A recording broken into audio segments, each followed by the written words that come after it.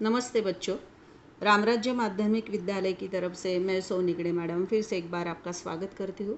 आज हम देखने वाले हैं संधि का पाठ। अब इसके ऊपर आपको परीक्षा में दो प्रकार के सवाल पूछे जाते हैं।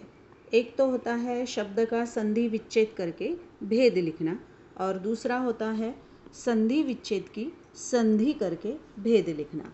दोनों में से आपको एक चुनना है, और इसके लिए आपको ऑप्शन, ये दोनों में से एक चुनना है और आपको ये ऑप्शन रहता है वहाँ पर, तो एक गुण अवश्य इसमें मिल जाता है। तो चलिए देखेंगे संधि। पहले हम संधि का अर्थ क्या होता है ये जानेंगे।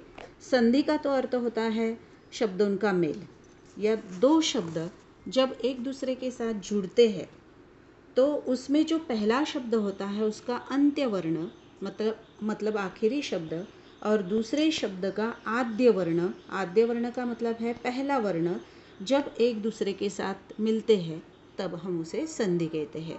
ये दो शब्द मिल जाने के बाद एक नया शब्द बनता है, उसे संधि कहा जाता है। उदाहरण देखिए, दया प्लस आनंद, दयानंद, ये शब्द बन गया। सत प्लस मार्ग, सन्मार्ग, ये शब्द बन गए, संधि बन गया। दया आनंद सत मार्ग, ये दो शब्द है, दोनों शब्द मिल जाने के बाद दयानंद सन्मार्ग ऐसा संधि शब्द बन जाता है। और दया प्लस आनंद, इसको हम संधि विच्छेद कहेंगे। तो संधि विच्छेद में प्लस चिन्ह आता है, और जब पूरा शब्द बनता है तो वो निकल जाता है। अब इस प्रकार आगे देखो, संधि के 3 प्रकार होते हैं। उसमें पहला है स्वर संधि, दूसरा व्यंजन संधि, और तीसरा है विसर्ग संधि।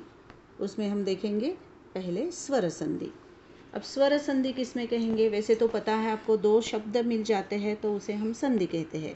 तो इन दो शब्दों में पहले शब्द के अंत्य वर्ण में स्वर होता है, और दूसरे शब्द के आद्य वर्ण में भी स्वर ही होता है। दोनों स्वर जब एक दूसरे के साथ मिल जाते हैं तब उसे हम स्वर संधि कहते हैं। उदाहरण देखने के बाद आपको समझ में आ जाएगा। रवि प्लस इंद्र, रविंद्र।